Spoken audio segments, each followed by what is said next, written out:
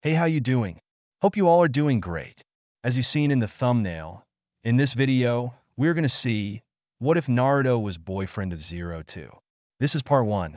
And before getting into video, I request you to check the author of this fanfic and show some love and support. Name of the story is Demons by Chidori Iso. Do check it out. All details in description. And if you want next part of this series, please leave a like, share, and consider subscribe. Let's get into the video. Also check out Patreon for uncensored spicy content. Link in description. Oh, how he hated the winter. Snow blanketed the land, and the temperature plummeted to unsavory levels, giving the wind an icy bite to it. The boy shuddered as a gale swept through the frozen forest and tightened his scarf. Stupid snow! He grumbled to himself as he trudged along the beaten path. The faster they reach a town, the faster they could find warmth and, more importantly, food. At best, they could survive another 2 days with the rations still left. Glancing ahead, he caught sight of his traveling companion. She was currently chasing after a rabbit a few paces ahead of him. Like him, she was clad in a black cloak. It had extra padding sewn in to better stave off the chilling cold. Her fiery skin shone like a beacon against the ivory landscape, and her long, sanguine tresses fluttered behind her like a cape of sakura petals. But what stood out the most about the girl were the 2 district horns perched atop her head. The girl suddenly turned to face him, and a smile lit up her features. "No!" she exclaimed excitedly. The boy's eyes suddenly widened when he saw her barreling towards him. He braced himself as much as he could, but the slushy terrain didn't leave him much room for solid footing. The girl slammed into his chest with incredible velocity, knocked the boy off his feet, and sending them both crashing to the ground. The boy grunted from the impact and shivered when he felt snow slip inside of his jacket. Glancing down at the bundle in his arms, he couldn't help but smile as she giggled into his chest.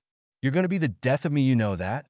He chuckled as he ran his fingers through her hair. The girl lifted her head and grinned brightly, revealing a maw full of sharp fangs. "No." The boy suddenly stopped, resting between the girl's horns. She was staring up at him expectantly, concern etched into her features. "Mari." The boy smiled as he pet her hair one last time. "Of course. I did say I would protect you forever," he grinned at her. The girl's eyes began to water, and a silly smile spread across her face. "Once we get out of here, we'll go see the world, and I'll be your dash. Uzumaki Naruto, you fail." The words echoed in his mind, a constant reminder of his inaptitude.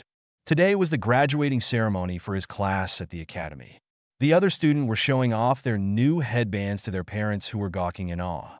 Each and every graduating student had received one to signify that they were now official shinobi of the Hidden Leaf. Running a finger across his goggles, the blonde gave a heavy sigh as he pushed himself off of the swing.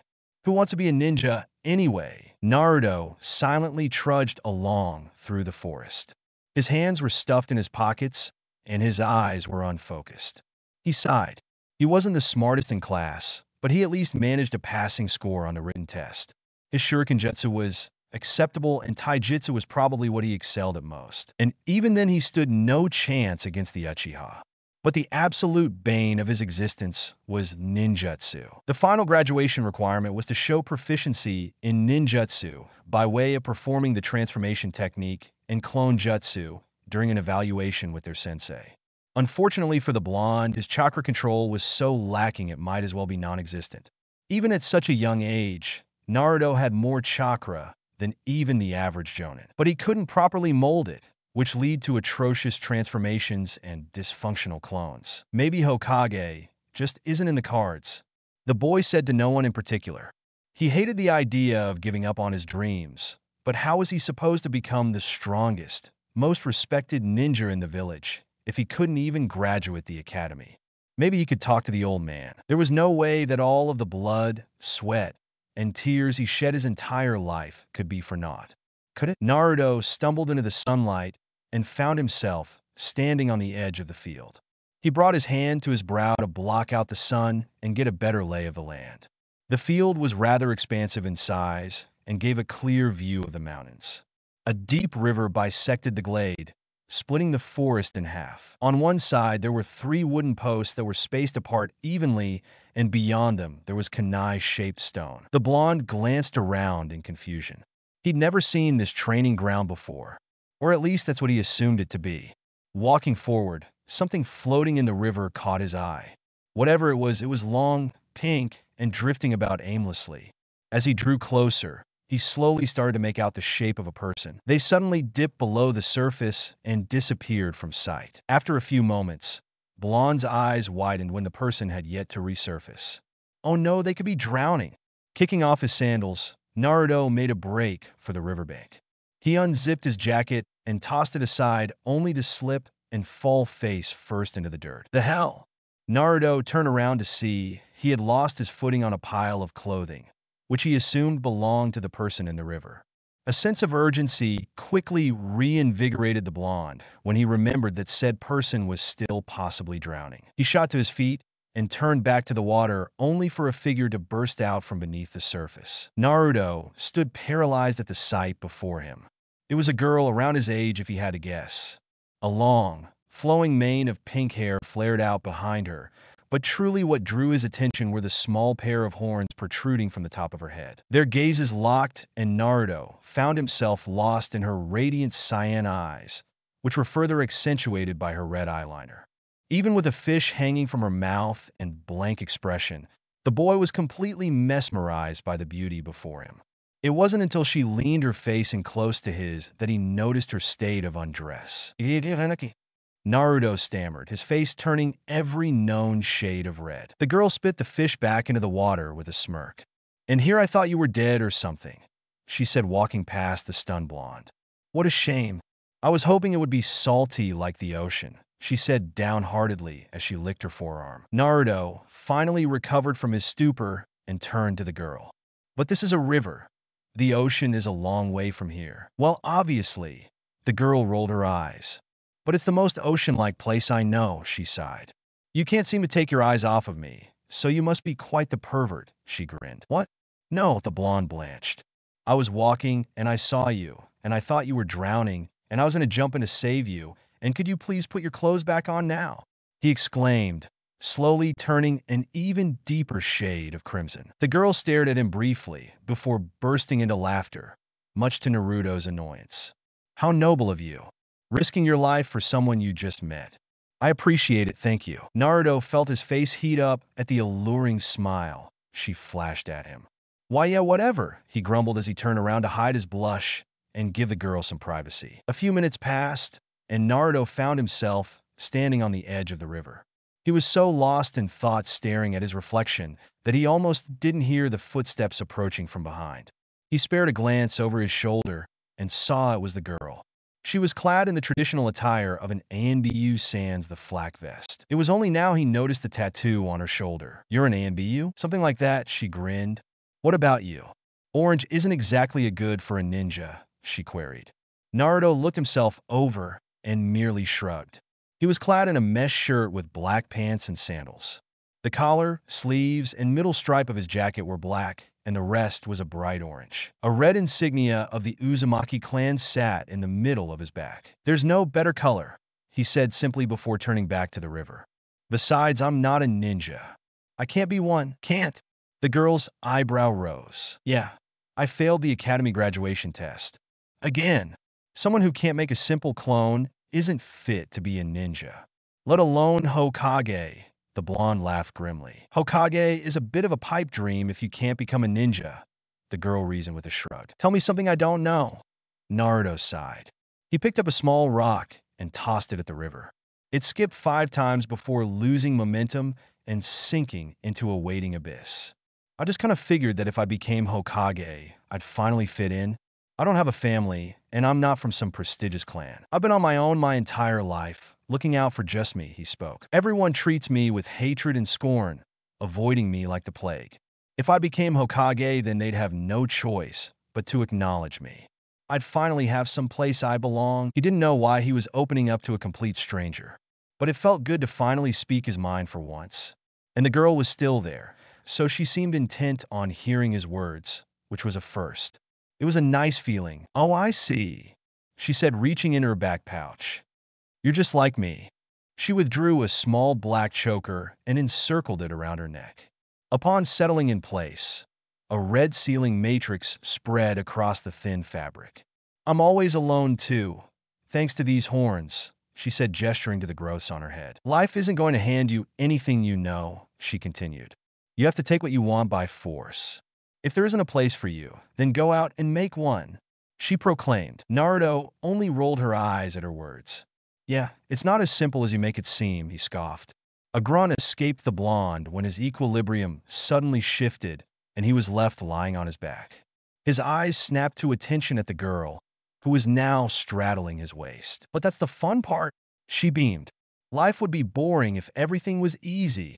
Before Naruto could react, she leaned in close to his face again, this time running her tongue across the whispered grooves of his cheek. What are you doing? Naruto stammered, staring at the girl incredulously. Wow, she grinned as she licked her lips. Your taste really makes my heart race, she spoke, sitting up in his lap. It bites and lingers. She licked her lips once more. The taste of danger. What? The poor boy managed to peep out. I'm sorry. Would you have preferred a kiss instead?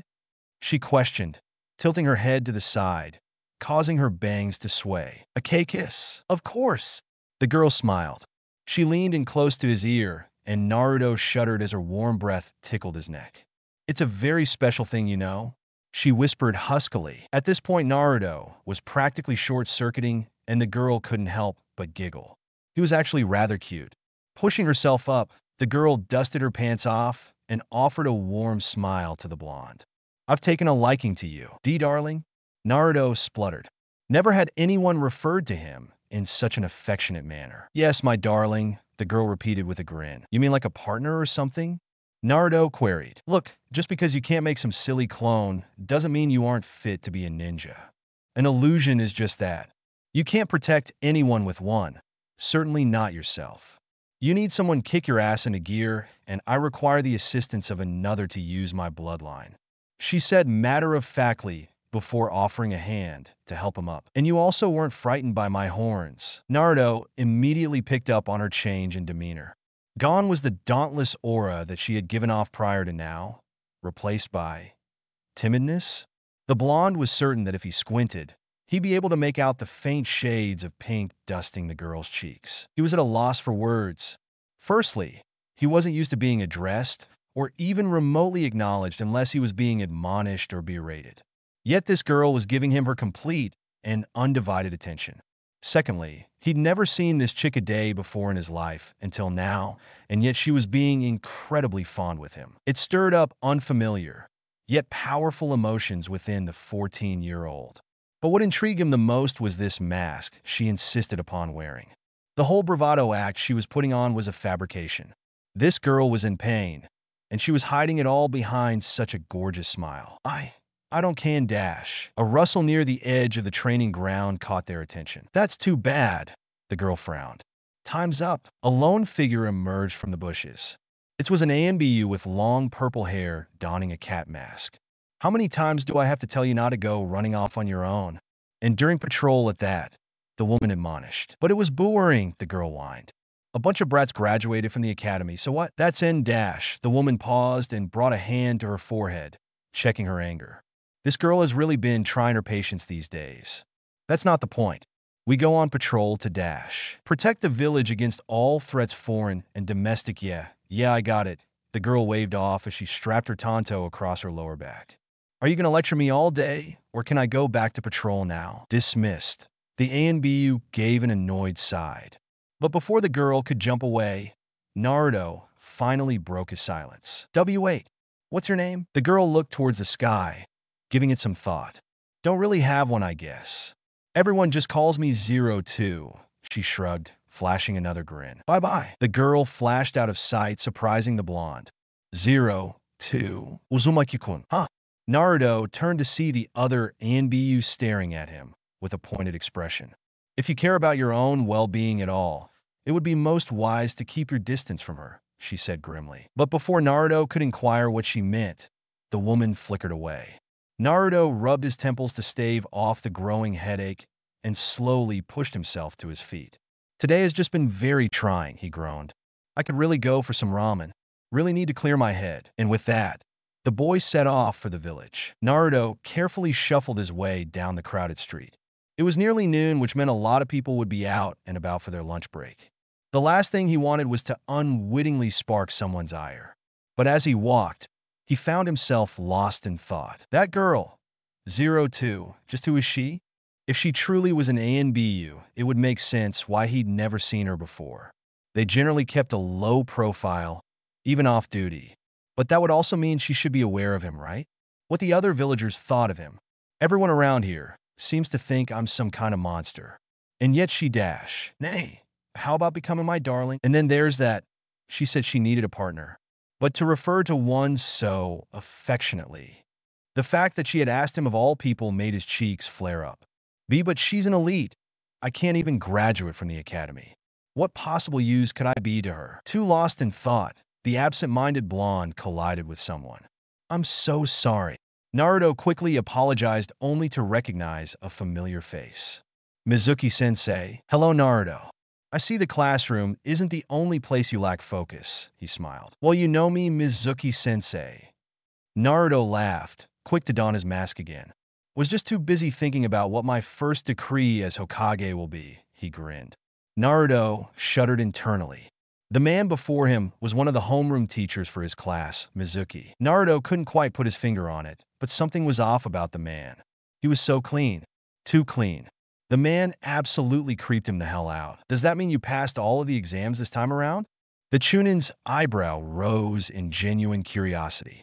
He was not there this morning to see who all passed or not. Nah, I'll just kick enough ass until the old man finally decides to hand over the hat.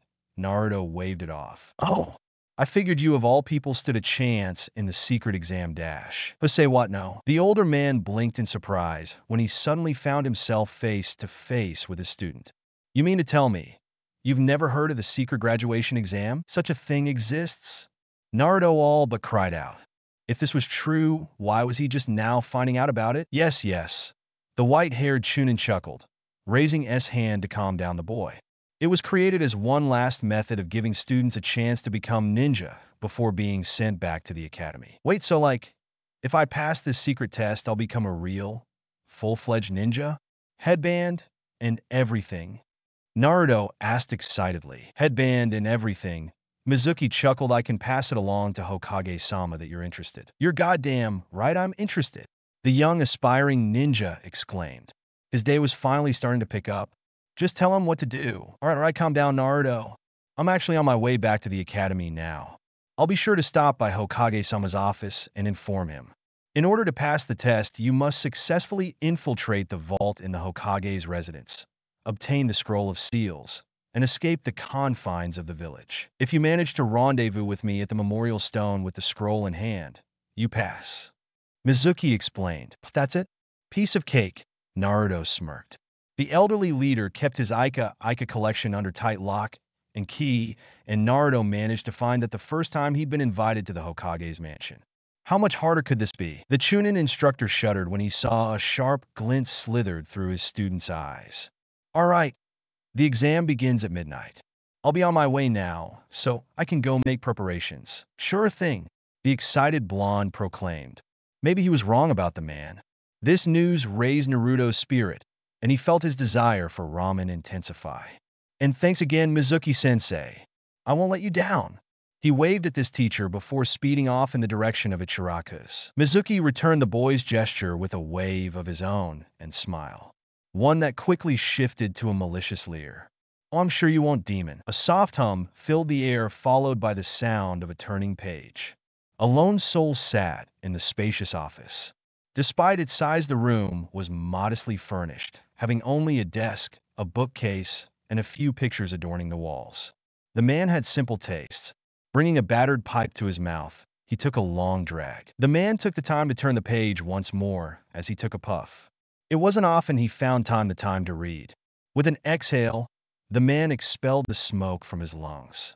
The cloud rebounded off one of the windows overlooking the village before slowly disseminating into the air. Sarutobi Hiruzen giggled to himself as he read on. This notorious novel series was definitely one of his students' favorite shining accomplishments.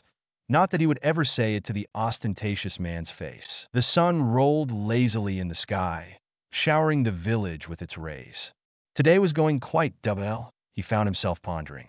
He didn't have any paperwork. The weather was beautiful, the village was peaceful, and most important of all, he didn't have any paperwork. Being the Hokage, it was rare to have such a moment to kick back and unwind. There was a sudden shift in the air, and the aged shinobi let out a heavy sigh. Well, it was nice while it lasted. The chair groaned as it spun on its axis, and Hiruzen was greeted by the sight of one of his ANBU. The time has come. I'm done waiting. Straight to the point, as usual, I see. A low rumble shook the Hokage's chest, and a chuckle escaped his lips. We've already talked about this 02. You're not ready. Hiruzen replied simply, I'm more than ready. I've done everything you asked, geezer, the Pinkette hissed. You lost another partner just last month, did you not?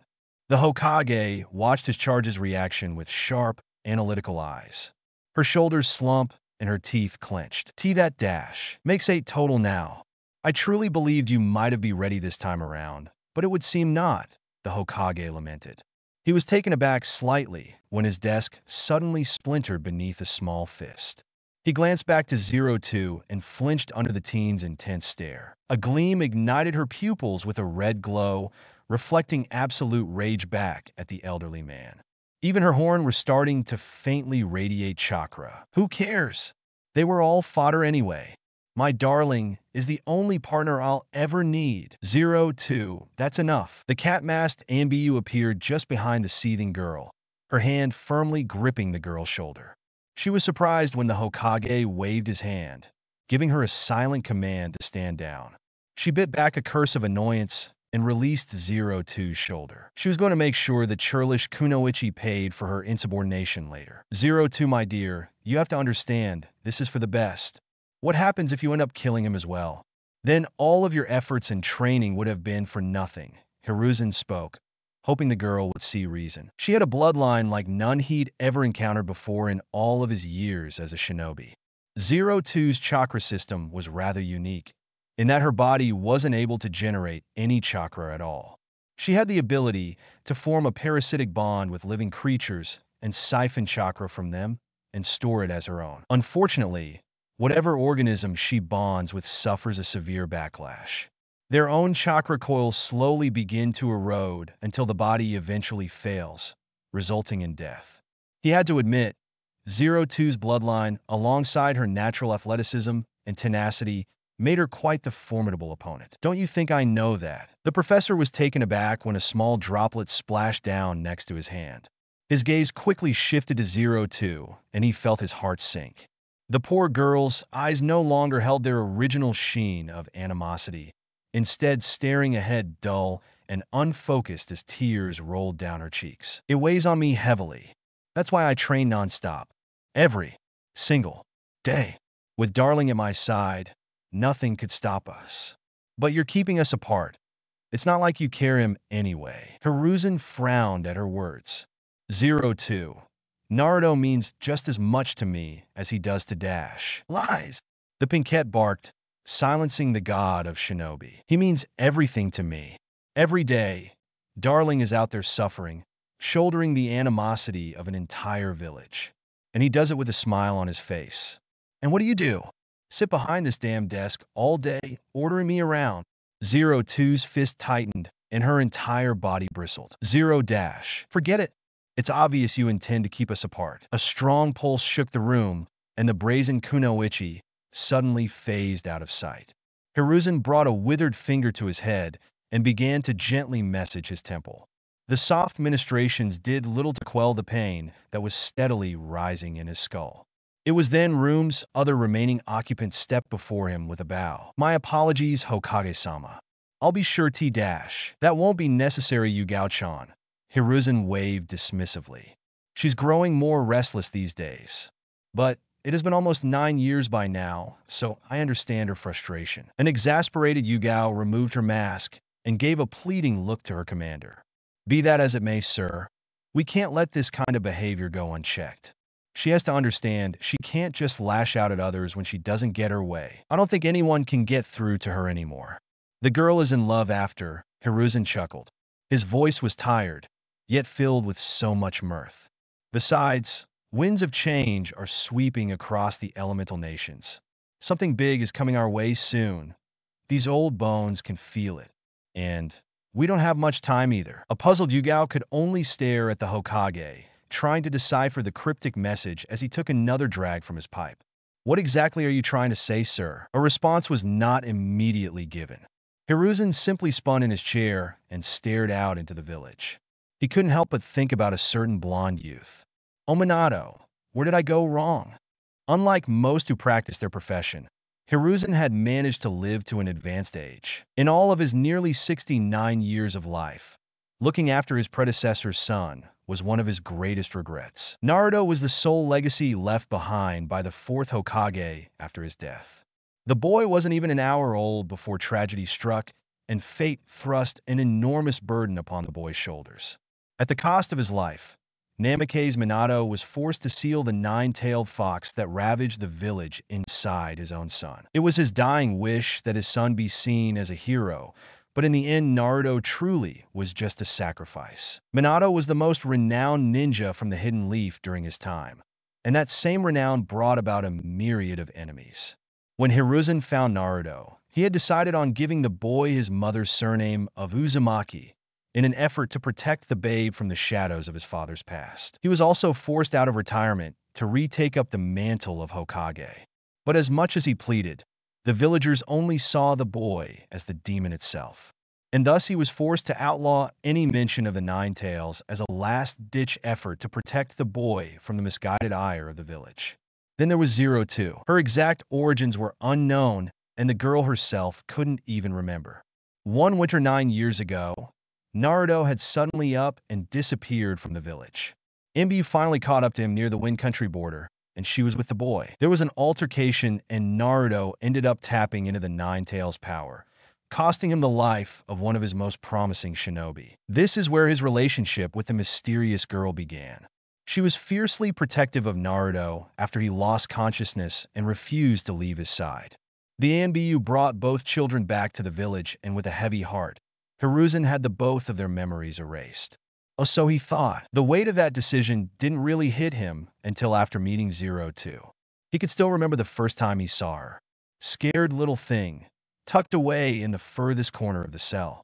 Her body was weak and frail from malnutrition, and her entire form convulsed with trepidation. Horns peeked out from beneath the hood of her shawl, accompanied by a pair of teal orbs staring back at him apprehensively. Shaking his head clear of the image, Hiruzen took another puff on his pipe.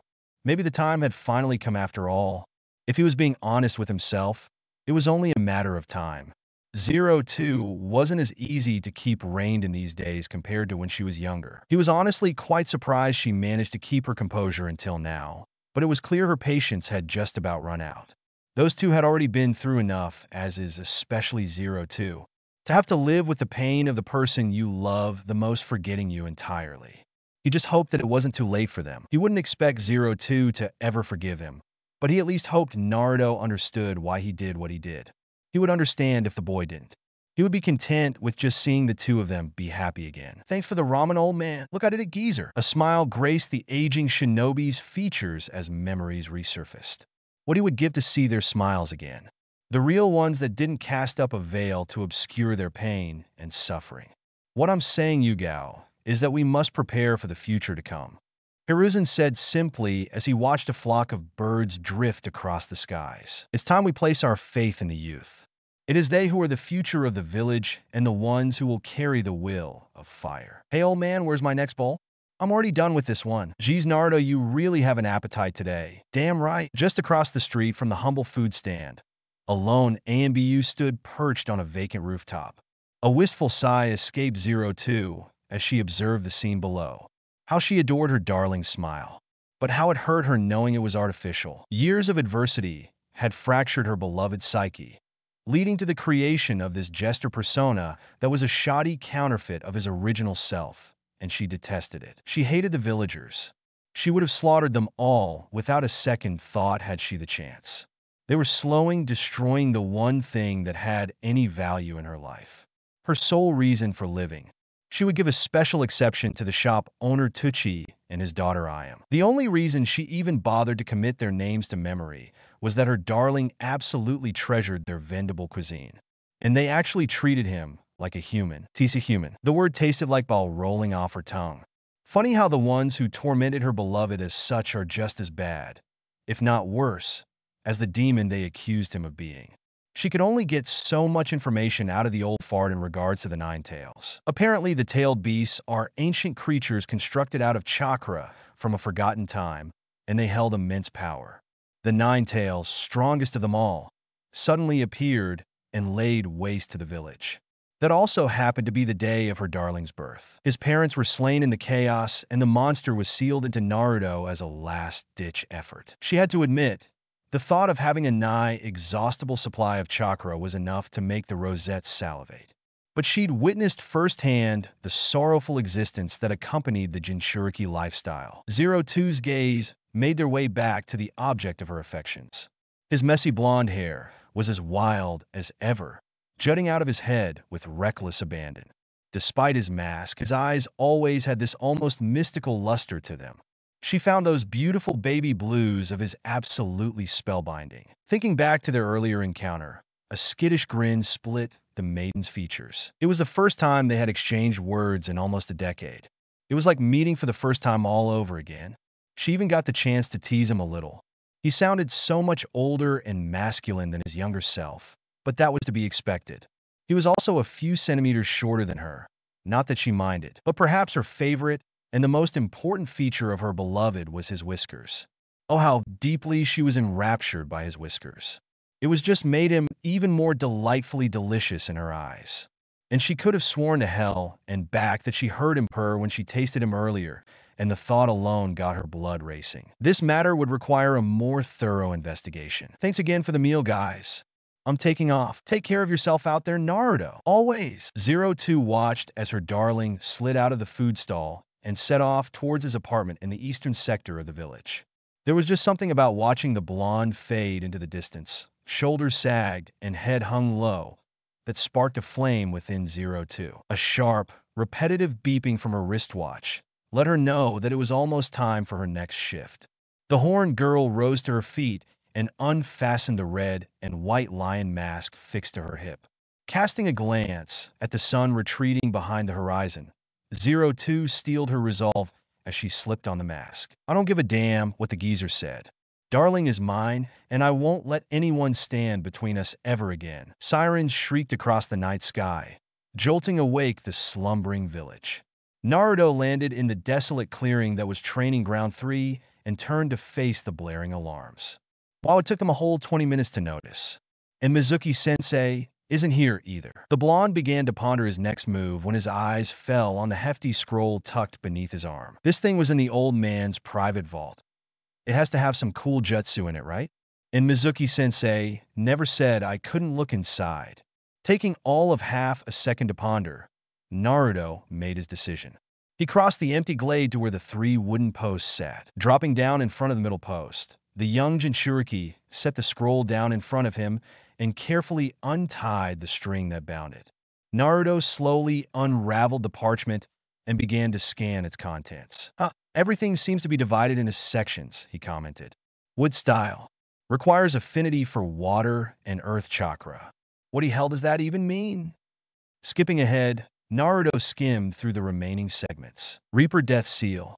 Call on the power of the Shinigami to nope that says you die. Flying Thund. Too complicated. Summoning? How lame. It was then a particular entry caught the youth's eye. Shadow Clone Jutsu. This technique creates physical copies of the user. The user's chakra is evenly distributed among every clone, giving each clone an equal fraction of the user's overall power. Naruto recited. He wasn't very keen on the idea of attempting another clone jutsu, but a thought occurred to him. Irika says I always use too much chakra. If this jutsu distributes chakra evenly, then all I have to do is make a bunch all at once. Shouldn't be too hard, right? Certainly is a step up from those regular old clones. Naruto went rigid and his face turned cherry red when he heard a fit of giggles. It sounded sweet and alluring, almost like honey. Cautiously glancing over his shoulder, he noticed he was no longer alone. Perched atop one of the outer posts was an ANBU staring down at him, with her head slightly cocked to the side. She was wearing a red and white lion mask and a veil of roseate locks trailing down her back. A small pair of red horns peeked out from the top of her head. Z02. Naruto stammered. "Oh, pooh," the girl pouted, removing her mask. "What gave me away?" "Wait, what are you doing here?" the blonde queried. Was this part of the test? She was an ANBU after all, which meant she could have come to capture him. 02 stepped down from the pedestal, causing the boy to jump to his feet, taking a defensive stance. She couldn't help but frown at his actions. "I could ask you the same question. The whole village has been in an uproar ever since you stole that scroll." "Quite mischievous, I must say," she grinned. "Stole?" This time Naruto's head turned to the side, only in confusion. "Mizuki-sensei said this was all a secret graduation exam." Cerulean eyes narrowed sharply at the revelation. "As I suspected, Darling is being used as a pawn in someone's scheme." 02-foot teeth clenched and her hands tightened, causing her nails to draw blood. She knew of this Mizuki he spoke of. All academy classes were required to have 2 homeroom teachers, and he was one of her darlings. She would be sure to have his head. "I'm afraid not, darling. You've been set up," she told him. She felt a sharp pang in her chest when she saw the light fade from his eyes. "I see," Naruto responded. His tone was even, lacking any trace of emotion. If he was being completely honest with himself, he wasn't surprised in the slightest. It made sense after all. Have the village pariah steal something important and have him take the fall. How what's another reason for the villagers to hate me after all? He mentally shrugged. "Darling." Naruto's gaze drifted listlessly to the rosette. She was watching him diligently, concern etched into her features. He stood there for what felt like hours holding her gaze. Gems of emerald sparkled in the moonlight, captivating the young Jinchuriki. "You know, the Hidden Leaf is thought to be one of the most beautiful places in all of the elemental nations." 02 spoke suddenly, turning her attention skyward to observe the stars. "But honestly, it's rather disgusting. The weather is sticky and gross. All of the food is salty beyond reason. And don't even get me started on the sheer number of perverts lurking about," she snorted. "But what's sickening the most about the place are the people. Filthy little creatures humans are. All they do is take whatever they can get their grimy little claws on and wage war. They fear what they don't know, and in turn hate what they can't understand. Yet they treat us like monsters." Naruto stared curiously at the stargazing girl. "Monster? Does she mean because of her horns? I think they're pretty badass." 02 was by far the most dazzling creature he'd ever seen in his life. Her strawberry locks were like a valance of sakura petals. Those cyan eyes were like black holes, constantly drawing him in. "Wait, the hell did that come from? I didn't even know I knew a word that big. And why is it so warm outside all of a sudden?" "Nay, darling." 02 broke her silence. "Want to run away with me?" What? Placing her hands behind her back, 02 delicately spun around to face him, pools of jade locking on a sapphire jewel. "Away from all of this. These people, this village, this lifestyle." She spoke tenderly, stretching out her hand. "I can get you out of here." Naruto swallowed hard as he tried to find his voice. His heart started racing, and the young blonde suddenly found himself drowning in a sea of emotions that he wasn't quite familiar with. Sure, he had a crush on his classmate Sakura when he was younger, but this felt completely different. The rosette stare was locked on him, awaiting his response. The full moon sat peacefully in the sky just behind her, a radiant glow giving the girl an ethereal ambience. Her eyes glimmered in the darkness, reflecting what he sensed to be longing. It was as if she were begging him to take her hand. I don't know WH-. The crunching of grass across the field alerted the teens to the presence of another. "Oh, Naruto, there you are. And I see you have the scroll," Mizuki said as he approached the duo. So the snake in the grass finally tears its head. 02 leveled a glare at the ivory-haired Chunin. "Crap, that girl is an ANBU. If only I had gotten here sooner," Mizuki admonished himself. But now was not the time to dawdle. He wasn't leaving without the scroll, even if that meant killing 2 snot-nosed kids. "Nay, Mizuki-sensei, just exactly what kind of exam is this?" Naruto asked carefully. His response came in the form of a sinister chuckle. "Hey, Naruto, how about I let you in on a little secret?" "Secret? What the hell are you going on about?" The blonde spat. "You see, there was a law created by the 3rd Hokage 14 years ago. After the Nine Tails was defeated, it reincarnated and took the form of a human. No. Naruto shakily breathed out. The gears in his head were slowly starting to turn. Yes, that's right. Didn't you ever wonder why everyone hated you so much? It's because you're the nine-tailed demon fox itself. Mizuki cackled. He watched in amusement as Naruto sank to his knees, reveling in the boy's despair. It all made sense to him now. The frosty stares and loathing whispers, all of it. They called and treated him a demon because he actually was one. You're wrong. Zero Two gracefully descended from her pedestal and glowered at the older shinobi. Naruto-kun is an exceptional person. He can be single-minded and clumsy, but he works hard. No one accepts him, and he knows the meaning of true suffering. She ground her teeth. And that's fine by me. None of you deserve him anyway. He's far more human than any of you filthy creatures. Zero Two has been apprehensive before, but hearing the white-haired man's word, her decision was solidified. No longer would she stand by idly watching hardships befall her darling. She was done hiding in the shadows. Despite what the old man said, she was more than ready to walk at his side.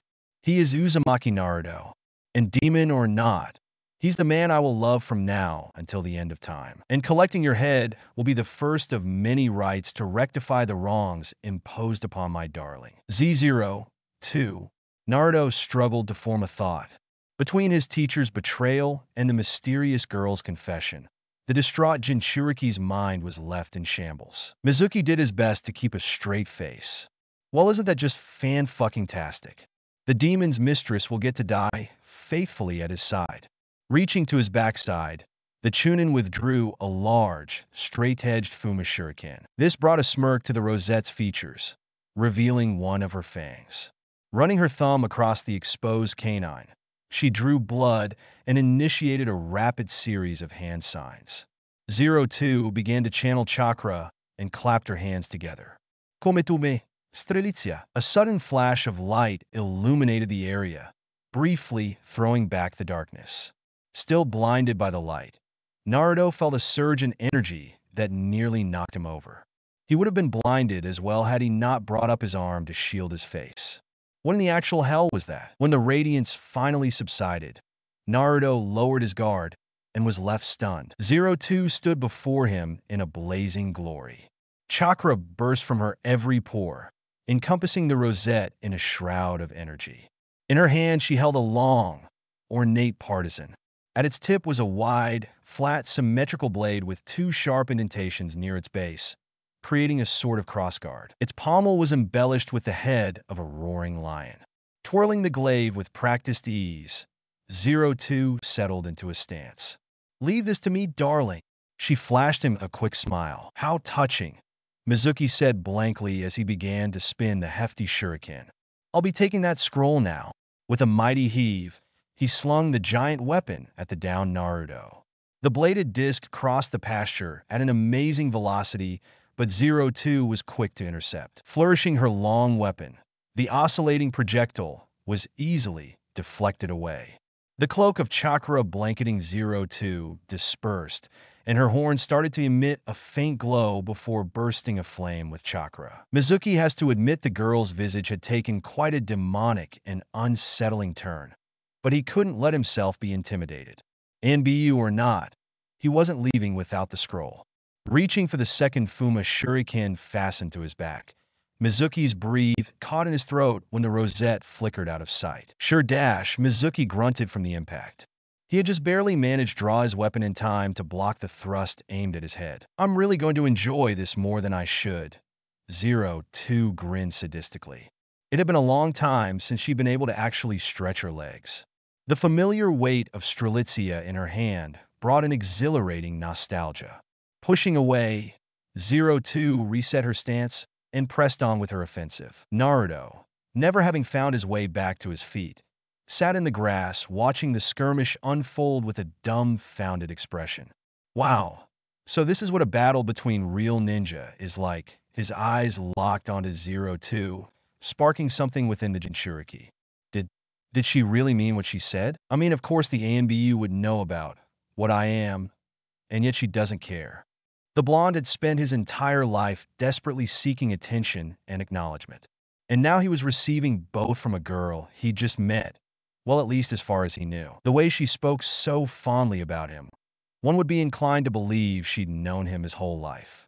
But that was impossible. Today was the first time he'd ever met Zero Two, right? Art, all of this is giving me a headache. Naruto mentally cursed as he pressed his hands to his temples.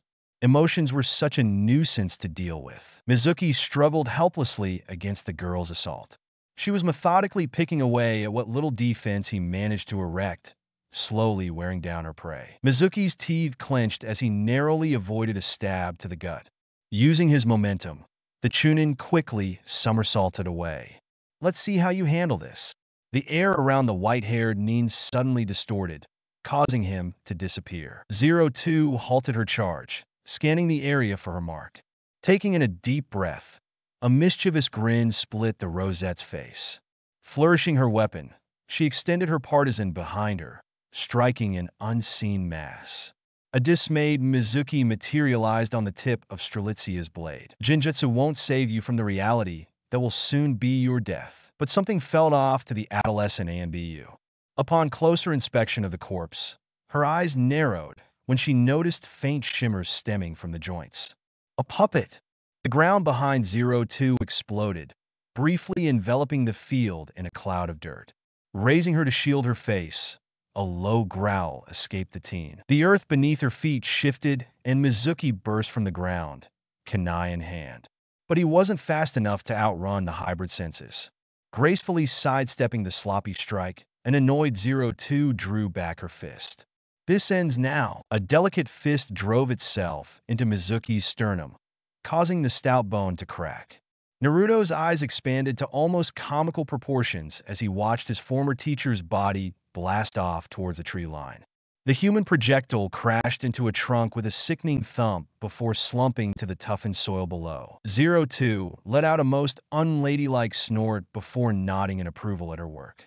The chakra illuminating her horns quietly dispersed as she felt her reserves run dry. She absolutely despised the blood coursing through her veins. She couldn't generate her own chakra, making her nothing more than a marionette with its strings cut. Even with her own natural strength, she was still useless without a partner. But none of that was going to matter anymore. She finally had her darling. Now she could have all the chakra she wanted. Driveling at the thought, Zero Two twirled Strelitzia in her palm. With a mere flick of the wrist, the glaive was banished in a dazzling light. Spinning on her heel, Zero Two turned to the stupefied blonde. "Nay, let's go home now, darling," she said with a toothy grin. The Rosette's cheerful demeanor shattered when she felt a surge of chakra behind her. What is this power? It's so sinister. Turning on a dime, Zero Two spotted the source of the foul energy. A dark chuckle reverberated thought out the glade as a monstrous form stalked its way toward them. "I was hoping to save Orochimaru-sama's gift, but you leave me no choice." Mizuki laughed. He stepped into the moonlight, causing the two youth to flinch at his new form. Gone was the lanky man from before, instead replaced by a muscle-bound behemoth. Strange black marks now littered the man's body from head to toe. Mizuki cracked his neck and leered lecherously at the teens. "Now then, who wants to die first?" Zero Two grit her teeth in frustration. She didn't have a drop of chakra left, but she couldn't back down. She had to protect her darling at all cost. "Stay back, darling. I'll take care of this." "Are you crazy?" Naruto blanched. The blonde bounced to his feet, landing at the Rosette's side. "There's no way I can let you face him alone. Not when I'm the ones he's after." Zero Two felt her heart swell at her beloved's words. "Oh, darling, how touching." A voice whispered behind them, causing both teens to lock up with fear. A powerful blow struck Naruto in his solar plexus, lifting the boy off his feet and expelling all the air from his lungs. Zero Two watched in horror as his eyes rolled to the back of his head before being disposed of by a crushing roundhouse. Not giving the girl time to react, Mizuki spun around and lashed out with a backhand. Zero Two just managed to bring her arm to intercept the blow, but the force alone shook her to her core. "He's a lot stronger than before." A grotesque chuckle slipped out of Mizuki as he watched the girl before him struggle. "What happened to all of that tenacity from earlier?" "You bastard," Zero Two ground out. I'm going to rip you to shreds," she roared, her voice gaining an ominous undertone as a streak of crimson flashed through her eyes. With this new power of mine, turning his hand, Mizuki took hold of the rosette's wrist, much to her surprise. The brute of a man planted a foot and began to viciously slam her repeatedly into the ground like a rag doll. "I'd like to see you try." Mizuki planted his foot and sent 02 sailing. Her limp form made a beeline for the wall of trees, only to be intercepted by an orange flash. Naruto grunted from the impact and did his best to insulate the girl in his arms as they crashed, creating a small crater. "That's definitely going to hurt in the morning." Naruto winced. It didn't help he was still feeling the pain of Mizuki's previous blows. Looking down, he saw 02 was tucked away safely on his chest. Lifting her head, confusion dwelled in her disoriented eyes when they fell on him. There was a streak of what he assumed to be her blood. Only it was blue, trailing from her scalp and down her face. One of her horns was chipped while the other was outright broken off. He was just glad that she was still alive. "Didaling 02. We need to get out of here. He's too strong." Naruto spoke hurriedly, taking notice of the monstrous form stalking towards their position. "No can do, darling," 02 rasped out. She lazily rolled off the blonde and used the ground to force her dislocated shoulder back into place. She uttered a sharp cry before biting back the pain. Shakily rising to her feet, 02 flashed the younger boy a radiant smile. "That scroll he's after belongs to the old man, and he hurt you. That's 2 afflictions against my precious people that I cannot allow to go unchecked." Turning to face the rogue ninja, her eyes hardened into a piercing glare. "And if I don't make a stand now, who else will?" Well. I'm impressed you're still alive, let alone still standing," Mizuki chuckled. "I made a promise to kill you. It hasn't been fulfilled yet." 02 spat out a glob of blue blood that had been pooling in her mouth. "You've certainly got spunk, girly. I'll give you that," the ivory-haired man laughed mirthfully. "As a reward, I'll show the full night of my power." Mizuki's chakra spiked, and his body began to mutate. His muscles expanded even more, adding to his already bulky frame. Orange fur crawled out of his skin, while the many black marks circumvent his body lengthened into stripe. "What the hell is that?" Naruto shuddered at the man's new form. Mizuki had taken on the likeness of a tiger, complete with a set of razor-sharp fangs. "This boy is true power. Don't worry, you'll get a taste as soon as I'm deal with your cute little girlfriend here," the workat ogled 02. Just looking at the feral man pissed her off to no end. Her entire body shook irritably. She was angry that she was out of chakra and couldn't produce her own. She was angry at this man for hurting her darling. But most of all, she was angry with herself for not being able to protect him. Her mind began to cloud over in anger as her frustration grew with each passing second. Unbeknownst to the seething kunoichi, a spark ignited deep within, setting her chakra coils on fire. Chilling, cyan orbs bled crimson, and her traits grew more animalistic. Her horns were inflamed with chakra, tinted a baleful shade of scarlet. 02 suddenly phased out of existence, shocking both males. She materialized before the chimera in a flash of crimson, fist poised to strike. "Just die already!" With a savage howl, 02 blasted Mizuki's bristly face with a vicious haymaker, banishing the beastly man from the training ground. Naruto's heart skipped a beat when he saw 02 drop to her knees. He rushed to the kunoichi side and was left speechless by her battered frame. She was breathing heavily, and the flame-like chakra, lighting her horns, evaporate once more. "Damn it, I don't know what that chakra was just now, but it really helped. If only I had more. That was amazing, 02. Naruto exclaimed as he helped the injured girl to her feet, offering his shoulder for support. "Thanks, darling. Now dash." Arf! Mizuki exploded from the forest, racing towards the couple at an incredible velocity. "You're dead, you little bitch," he roared. Naruto found himself petrified with fear.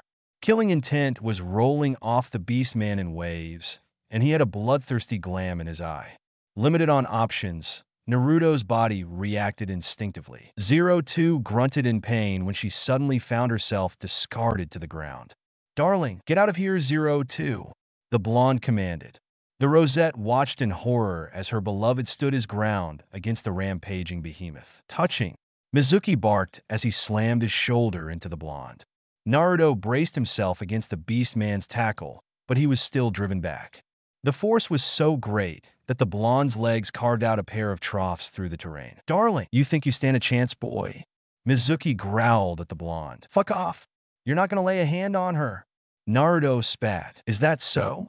Mizuki shattered the boy's guard with a powerfully uppercut, causing Naruto to drop to his knees. The Chimera lifted his foot high above the stunned blonde as a psychotic gleam shone in his eyes.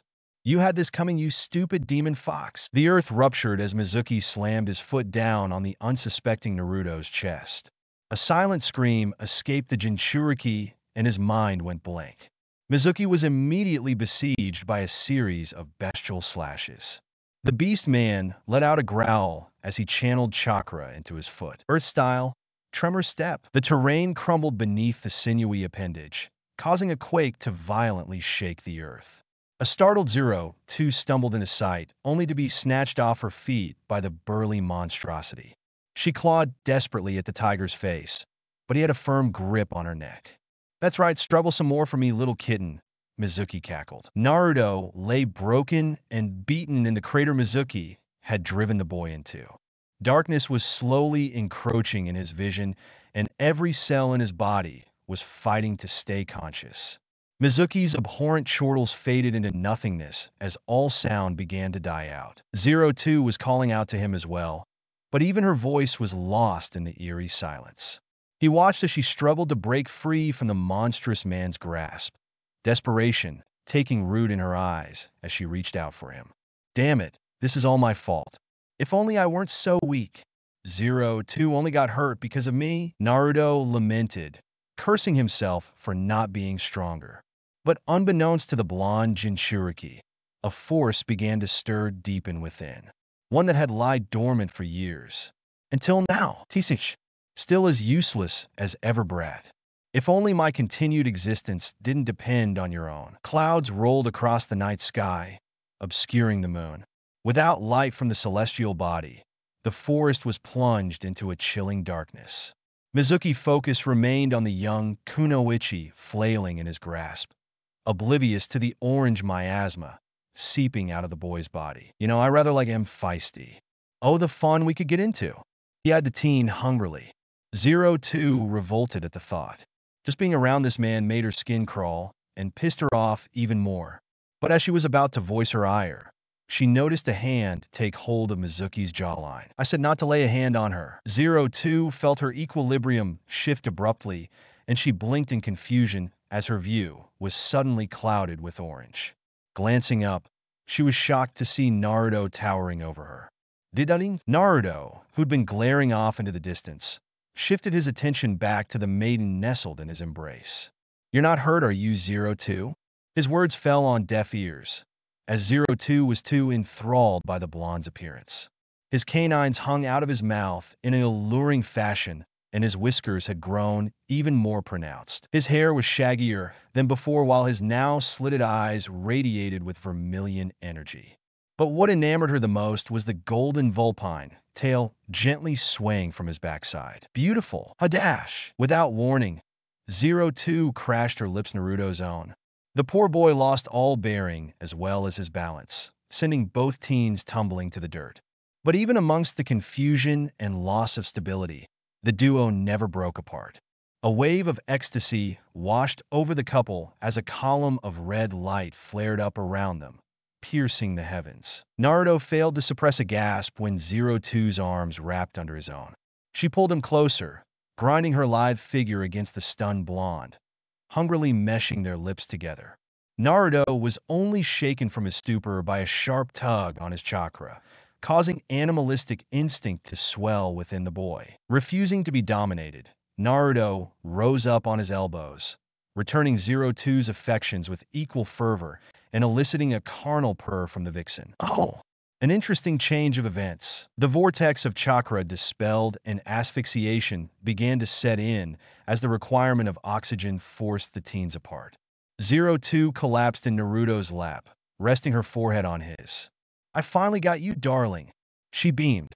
Naruto felt his chest heat up once more from the pure and unconditional affections her eyes reflected back at him. Nay, darling, let's continue this later after we finish up here. With a playful smirk, Zero Two licked the blonde's cheek, causing him to flush the same shade as her hair. Rising to her full height, Zero Two dusted herself off before helping her beloved to his feet as well. All right. Mizuki peeled himself off the ground and leveled a glare at the couple, only to find himself overtaken with fear. The same feeling of dread from 14 years ago overcame him, paralyzing the man in place.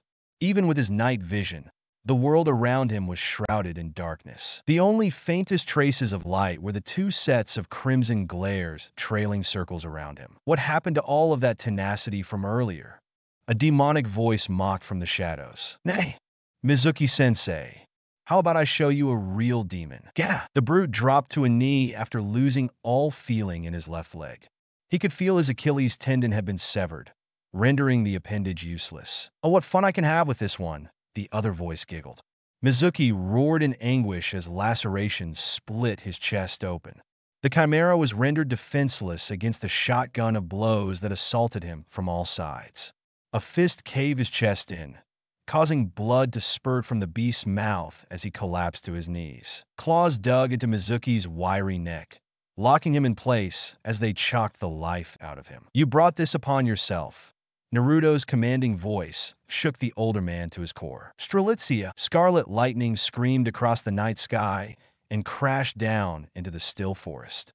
The elegant glaive manifested in Zero Two's hand in a flash of brilliance. She twisted the shaft, causing a rift to form in the middle of the blade. The tip of the pole discharged a white-hot flame that tapered into a sharp point just past the tip of the blade. The intense heat generated caused the entire spearhead to radiate with an intense, magma-like glow. A storm of chakra surged around the kunoichi as she began to gather her strength. Keen eyes cleaved through the blackness of the night to find their target. Bring him to me, darling, the rosette sang. By now, Mizuki was trembling uncontrollably, and his blood ran cold when a fiendish simper obscured Naruto's face. You heard the lady. She did promise after all. Wait! Ne'er dash. Mizuki's voice died out when a foot drove itself through his face. Taking hold of his prey's ankles, Naruto started to rapidly gyrate in place. Childish laughter filled the air as Naruto launched the broken Mizuki in Zero Two's direction. The rosette licked her lips in anticipation as she channeled all of her strength into her arm. Know your place.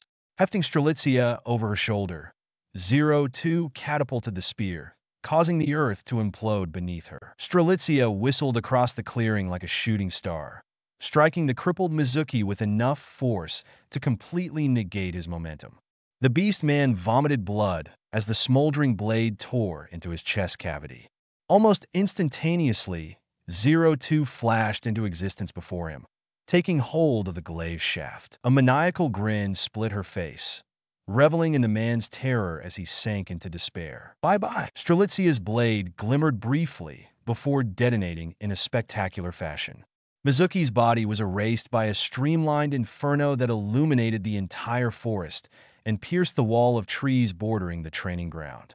A massive streak of fire tore through the forest, incinerating everything in its path. The blazing spectacle began to die out a moment later, leaving behind a chasm of scorched earth and embers in its wake. Naruto let out a low whistle as he admired his partner's handiwork.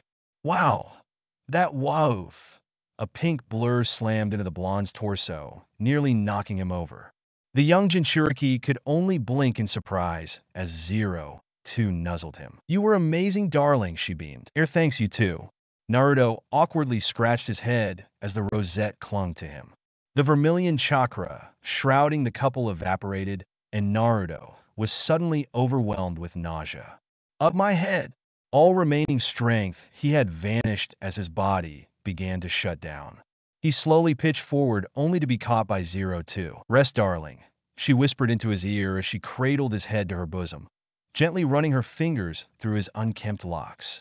I'm here now, and I promise to never leave your side ever again. Naruto struggled to keep his eyes open, but paralyzing fatigue and Zero Two's assuaging aura were enough to pacify the blonde. Zero Two. His voice trailed off into a yawn before exhaustion finally claimed him. Naruto caught one final glance of Zero Two's doting eyes fixed on him before floating out of consciousness. The skies above the hidden leaf bled orange as rays of light peeked out from behind the horizon, announcing the arrival of dawn.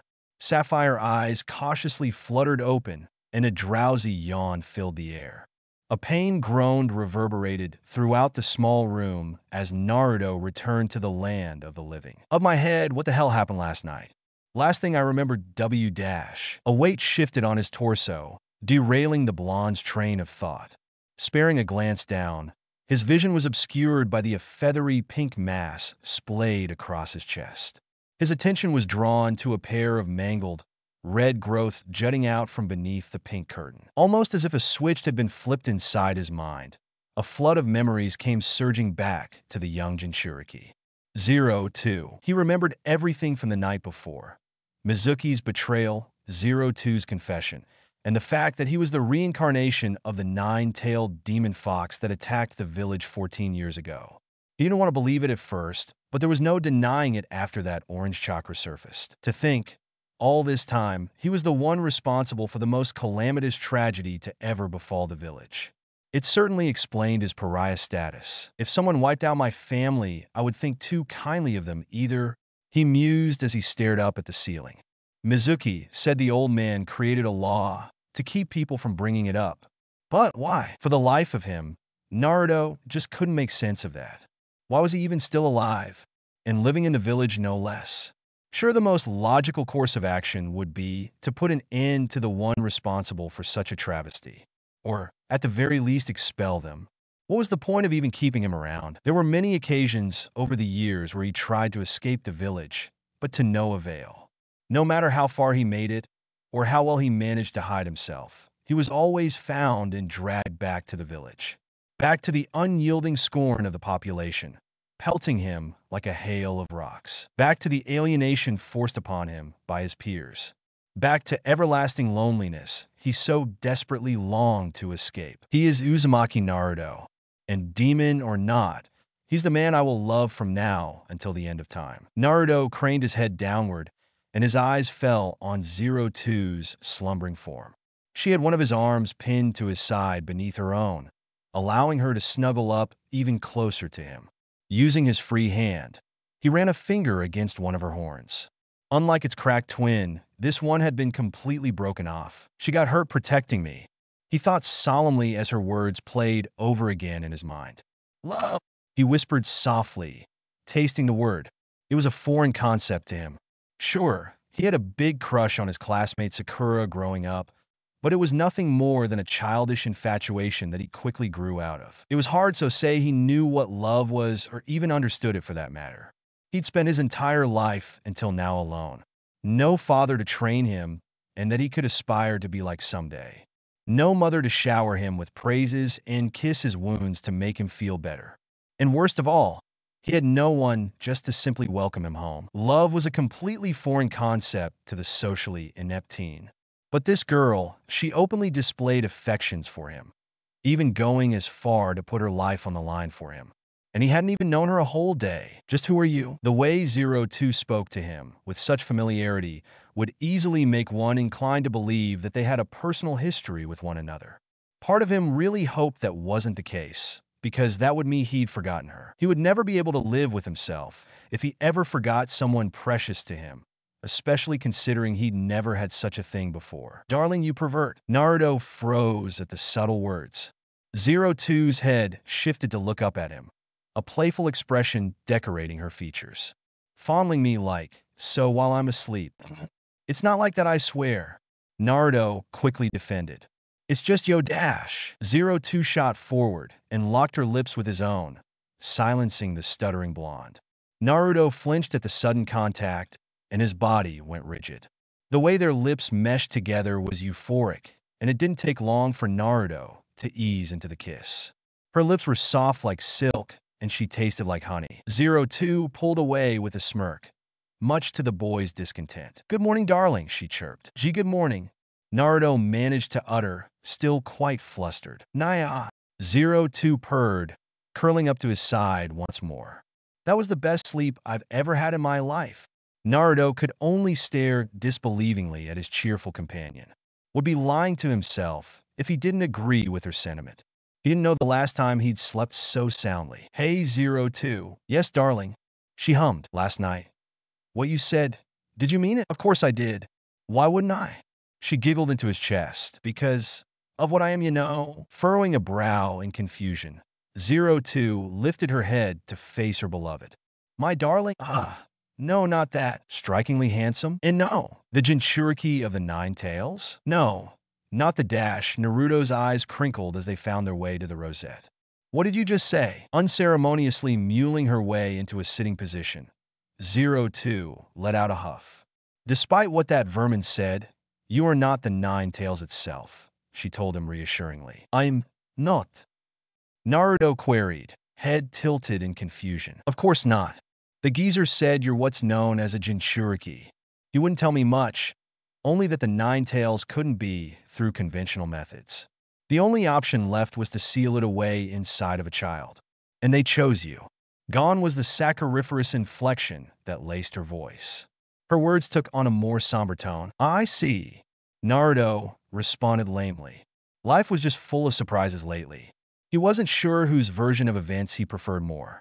Part of him wanted to believe that he would have been better owned just being the beast reincarnated. And now he was being told that said beast was so powerful that the only way to defeat it was to cram it inside of his infant self. He'd had his freedom stolen away from him at birth. And where were his parents throughout all this? Didn't they care?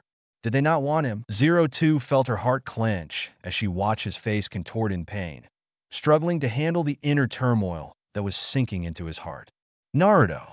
This was the second time ever that she used his first name, and it was enough to distract the apprehensive blonde from his funereal brooding. I don't care what other people think. So what if we're demons? So what if they see us as monsters? As long as I have you at my side, none of that matters. Her tone was firm, yet also comforting. Taking his rough, calloused hand in her own delicate one, Zero Two intertwined their fingers, brought them both to her chest, resting just over her heart. All we need is each other, and I promise to never leave your side ever again. You're my everything. I love you. The pink-haired Oni was being uncharacteristically shy, and Naruto could have sworn he saw traces of pink dusting her cheeks. Trying to process all of the life-changing influx of information that had been forced upon him in the last day had left his mind in shambles. But just like the night before, the pink-haired ANBU was somehow able to quell the tempest of emotions that overwhelmed his heart. Her words silenced the raging waters desperately, trying to plummet him into a sea of despair, while her words were like a gentle breeze trying to set him back on course. But what enchanted him the most about Zero Two were the soft, viridian jewel he found himself lost in once more. They were filled to the brim with so much passion and ardency, reflecting all of the love she held dearly for him without a trace of deception. Put simply, the blonde was mesmerized, and it made him feel qualmish, like a rabble of butterflies were fluttering about in his chest. Beautiful, the Uzumaki breathed out, causing the girl's blush to intensify. It was the first word that came to mind when gazing at the rosette, but he hadn't actually meant to say it out loud. It was only now that Naruto noticed their similar states of undress. Both teens were clad in only their undergarments, yet Zero Two was topless as well. The sight of her lithe figure, supple curves, and perky breasts was too much for the poor Jinchuriki, and his mind short-circuited. Inkid, of course. Pink tresses bounced as Zero Two's head tilted in confusion. I have nothing to hide from you, darling. Taking notice of her lover's uneasiness, mischief took root in the demoness eyes. Or, I take it you like what you see, darling. Because I certainly do. Zero Two purred, and she leaned in closer to her beloved once more. Her breasts trailed across his toned chest, causing Naruto to turn even redder. Zero Two was enjoying herself a lot more than she should have been. She just reveled in watching him squirm under her touch. With a mirthful giggle, she stole a kiss from the stunned blonde and rested her forehead against his own. Darling is just the cutest. Naruto lay there, locking gazes with the alluring Oni. She had certainly managed to stir up a maelstrom of emotions within the Uzumaki once again.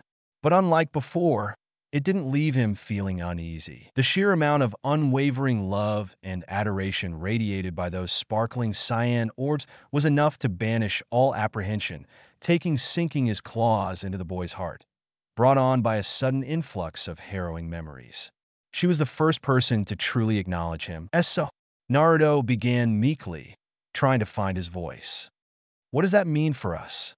The older girl hummed in response. I'm not good at reading these kinds of situations, Naruto admittedly sheepishly.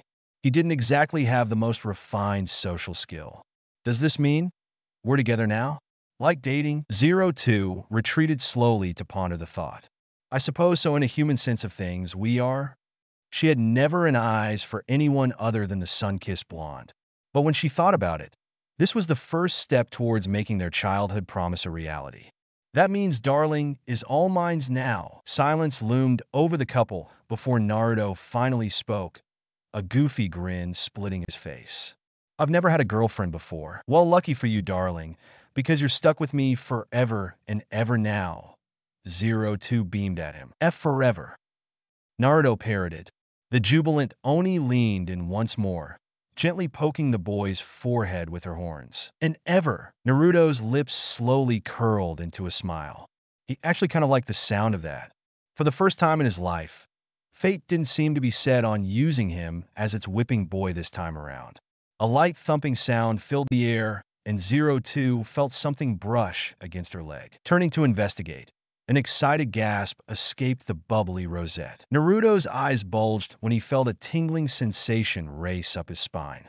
Jolting upwards, he spotted Zero Two burying her face into his tail. It's so fluffy. He heard her squeal into the cream-tinted fur. I'm gonna detida. Zero Two pleased that dash. A poorly suppressed moan slipped out of the blonde Jinchuriki, to the surprise of both teens. A reddened Naruto quickly snatched away the auxiliary limb and shuffled to the corner of the bed, folding his legs to his chest to form a protective barrier. Don't be like that, darling. It's adorable. Zero Two whined in protest. And just when she thought he couldn't get any cuter. And no, Naruto protested. It just proves I'm a demon like they all say I am, he said forlornly. He'd had his tail for as long as he could remember, but it was the old man that taught him how to hide it with a transformation. Growing up, he always thought it was a birth defect of some sort, or maybe a side effect from a bloodline one of his parents possessed. But after hearing the truth last night, it all made sense now. It was a perverted mutation, which he could only guess was thanks to the demon sealed within him. Frowning at her beloved's reclusive actions, Zero Two carefully crawled over to the blonde.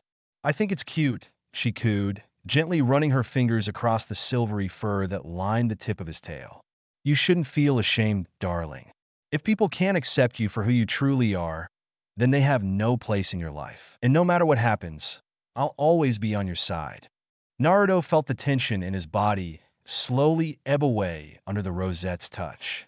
It was like she knew exactly what to say to make him feel better. He wasn't completely convinced she wasn't an angel that had fallen from the heavens. A low mumble emanated from the Hanayo, which the Oni didn't quite catch.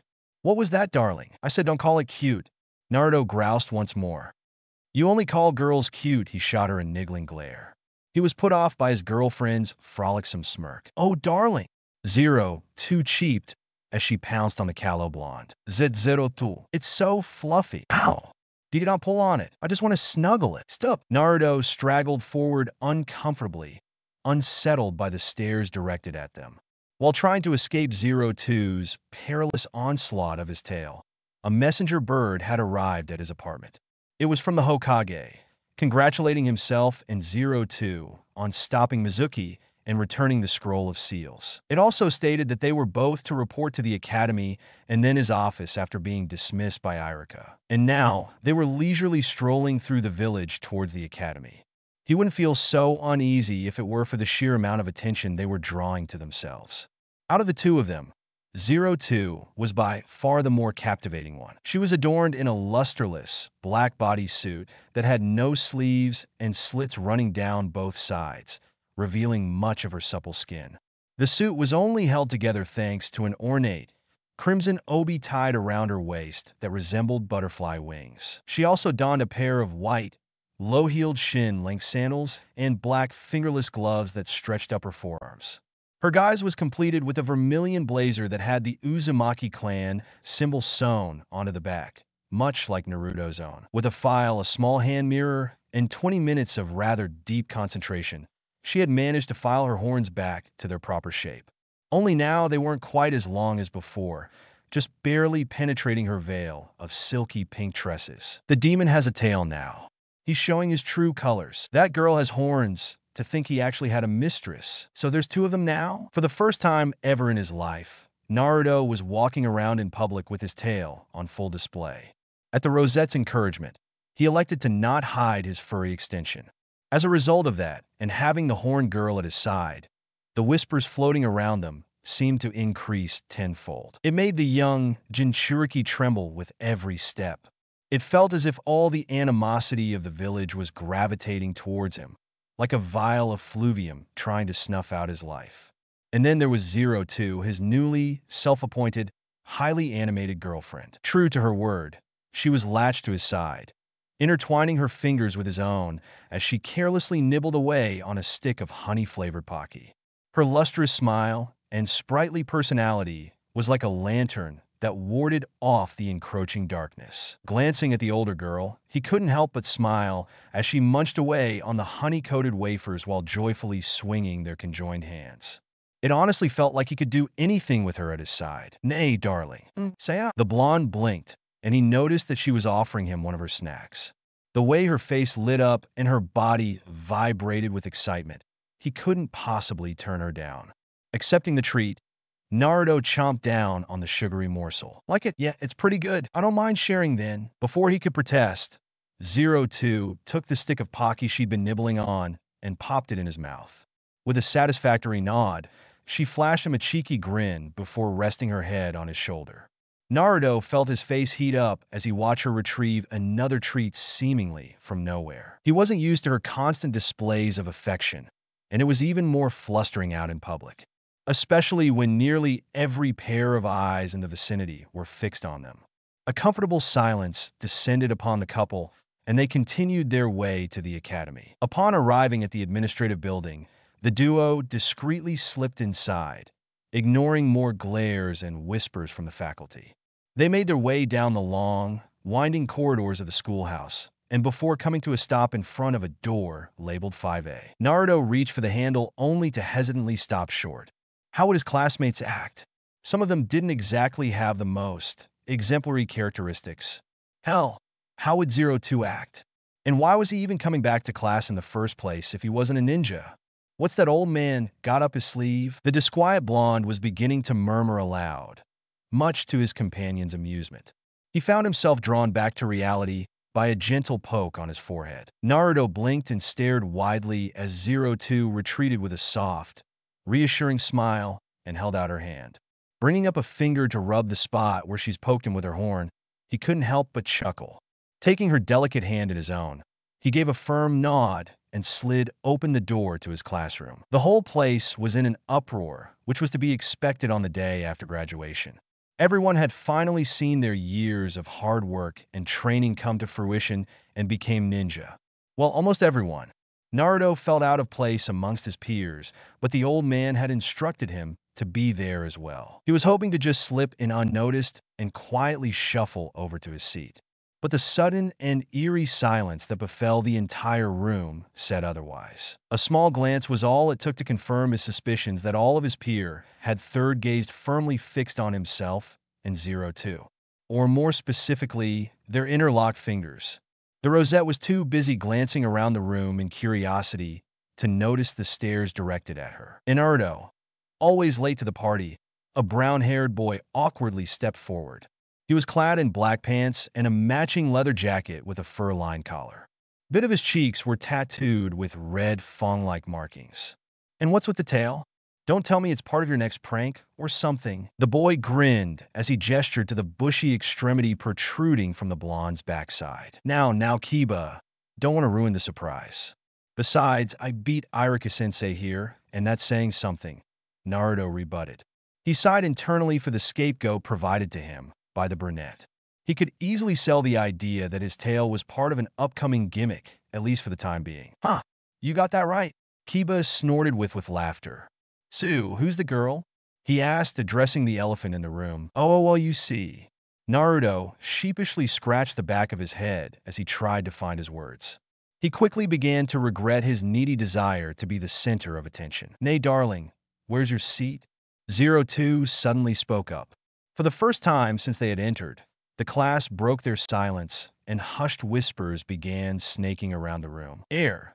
Second row, first seat on the far right. 02 snatched him forward suddenly, ignoring her beloved's yelp as she glided up the short staircase leading to the desks, dragging the hapless blonde behind her.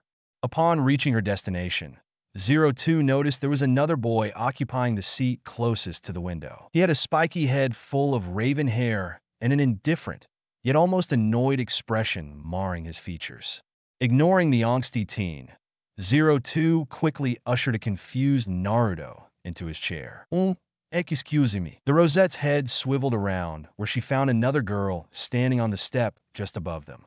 Like herself, this girl had rosy pink hair and green eyes.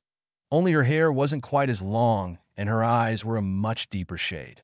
Her hair was held in place by a red-clothed forehead protector, which acted as a hairband. She wore a sleeveless red top with white circle pattern on the back, accompanied by black gloves, low heel, knee-high boots, and black shorts underneath a short gray apron skirt with matching elbow protectors. Naruto sighed internally. Haruno Sakura, the elected representative of Class 5A and self-proclaimed president of the unofficial Sasuke Uchiha fan club, patent pending. The girl's track record spoke for itself. Top grades of the class, impeccable chakra control, and a likable personality that everyone seemed to gravitate towards. But Naruto has seen firsthand what lay dormant behind that cute demeanor. A ruthless bully willing to do whatever it took to get her way. I don't think we've met before. The younger Pinkette offered her hand. My name is Sakura Haruno, representative of Class 5A. And you are? The older Rosette stared at the manicured appendage with scrutiny, before shooting a pointed stare at the younger girl. Not interested. Sakura's eyebrow twitched slightly, but she kept her composure. Okay then, what brings you here? You're not a part of our class, and I haven't gotten word of any new students joining us, especially considering we've already graduated. Her tone was inquisitive, but everyone could easily pick up on her snooty undertone. Who knows? 02 gave a shrug before gracefully situating herself in Naruto's lap, much to the Uzumaki's embarrassment. An audible gulp could be heard from the boy when he saw a mischief flash through his girlfriend's eye. I'm only here for my darling. Second wave of whispers washed over the class. Only now it would barely even qualify as hush talking at this point. Sakura, for her part, blanched at the thought. Darling Naruto? She stifled a laugh. Yes, my darling, 02 reaffirmed with a grin. To drive the point home, her arms slithered around Naruto's neck and she tugged him close, pinning the bright red blonde to her bosom. ZHMTM. Naruto's muffled screech filled the air. A loud thump rang emanated from the other side of the room, like something heavy had crashed against the floor. Hinata, a distressed Kiba, hurriedly rushed to the pale girl's aid. Surely you're kidding, right? Ino spoke up from her seat. You didn't hit your head or anything, did you? I mean, this is Naruto we're talking about, she snorted. Yes, what about him? The Oni's eyes narrowed at the platinum blonde. It wasn't until now that both girls realized just how serious she was. Wait, you actually mean it? But it's Naruto.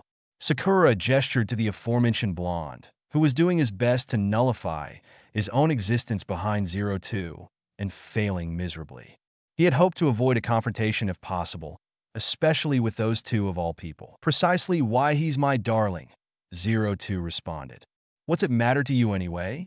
She leveled a glare at the younger girl, who was beginning to work on her last nerve. Sakura, with her ego suddenly deflated, found herself stumbling over her words.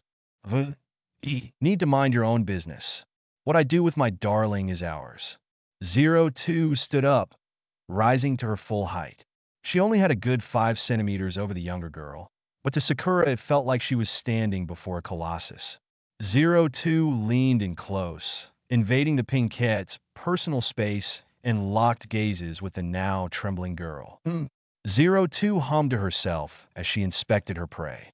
In one quick, fluid motion, her tongue slithered across Sakura's cheek, making the girl recoil in antipathy. A horrified Sakura swiftly retreated and a hand shot up to her face, shielding the patch of skin where she'd been licked as she stared at the older girl incredulously. The entire class echoed, matching their representative's expression.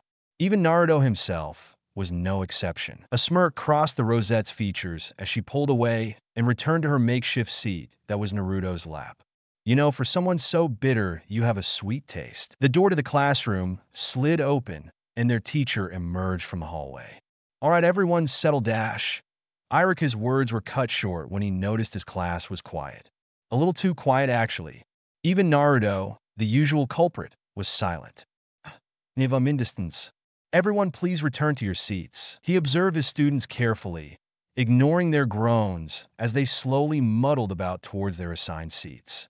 Sakura eyed 02 warily as she shuffled past the couple and took her seat between Naruto and Sasuke. Irika spoke up once more as his eyes fell on their desk. You must be 02. I was just briefed by Hokage-sama. It's a pleasure to have you with us today.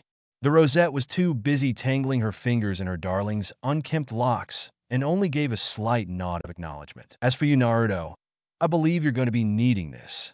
The scarred Chunin reached into his pocket and withdrew a long black cloth which was folded many times over. With practiced precision, he tossed it across the room where it fell into the boy's hand with a metallic clink. Naruto's eyes widened when he realized what it was. Irika-sensei. Does this mean? His answer came in the form of a bright smile. You can't very well call yourself a ninja without a headband, can you? A goofy grin split the blonde's face as his eyes lit up with glee. All right, Naruto exclaimed with a fist pump. He had finally done it. He was officially a ninja now, and one step closer to realizing his dream. I'm so proud of you, darling. 02's saccharine voice filled the air. She hugged him tightly once more and affectionately rubbed her cheek against Naruto's own, much to his embarrassment. Z02. Everyone is staring. All the more reason to let me love you. Snickers began to fill the room as everyone observed the display of affection and amusement. Even Irika himself had to stifle a laugh. After watching the duo, he now understood what the Hokage meant. All right, everyone settle down. He waved his hands, bringing order to the class once more. As of today, you have all become full-fledged ninjas. However, you're still genin. The tough part has yet to come. Irika pulled out a sheet of paper from his pouch and held out before him. From here on, you will all be placed in squads of 3 and carry out mission under your appointed jonin teachers. His words elicited various responses from his students. I wonder who will be teamed up with Sasuke-kun.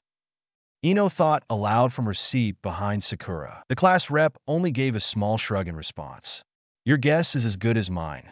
But despite her lackadaisical tone, an inferno swelled to life within the Pinkette. Cha! Naturally, I'll be the one on Sasuke-kun's team. Sasuke's eyes narrowed marginally. Teams of 3, huh? T6. That'll just slow me down. Teams, huh? Naruto pondered to himself. He never really considered the possibility that they would be placed in teams. If he were to be honest with himself, he didn't know what to expect after becoming a ninja. All he had ever cared about was becoming Hokage. Sparing a chance at 02, he couldn't stop himself from smiling. Would be pretty cool if we got put on the same team. But she's an ANBU after all. Though I have a sneaking suspicion it wouldn't matter to her either way. In the end, he decided he would be fine with whatever team he was placed on, just as long as he wasn't paired with Sasuke or Sakura. Naruto was so lost in thought that he completely missed the first half of the team assignment. And now, for the special exception, Team 7. Irika announced, garnering the blonde's attention once more. Hokage-sama wanted to experiment with how a 5-man cell would work out, so there will be 4 of you under one jonin. This team will consist of Naruto Uzumaki, Sakura Haruno, Sasuke Uchiha, and 02. An annoyed huff escaped the forlorn Uchiha. 02 was grinning widely, while both Naruto and Sakura had dumbfounded expressions. What's he meaning of this, Irika-sensei? Sakura stood up suddenly. She's not even in our class. Hokage-sama's orders. Your jonin teacher, Kakashi Hitaki will explain further, the scared Chunin said dismissively. Speaking of which, Naruto and Zero too. Hokage-sama would like to speak with the both of you. Naruto just stared ahead with a blank expression. He was still in shock. He had actually been assigned to a team with Zero too. So this is what the old man was planning. He thought to himself. He didn't know what the elderly Hokage was up to, but there had to be a method to his madness. Zero too bounced to her feet and stretched out her body. She noticed Sakura leveling an abhorrent glare in her direction and offered an exultant smirk in response. Come darling, let's see what the old geezer wants. A collective gasp reverberated throughout the room at the blatant disrespect towards their village leader. All right, Naruto answered lamely. He rose from his seat and his hand was immediately seized by his exuberant girlfriend. Before he could protest, Zero too made a beeline out of the room with Naruto flailing helplessly in the wind behind her. The mass of eyes crowding the room could only stare in bewilderment at the couple. Moving on, Irika began again as he shook his head amusedly. Teammate will consist of, thanks for watching guys. Hope you all are enjoyed this video. If you do, please leave a like, share, and subscribe. Also, don't forget to support author of this fanfic. So let's end this video here. Until then, see you in next video.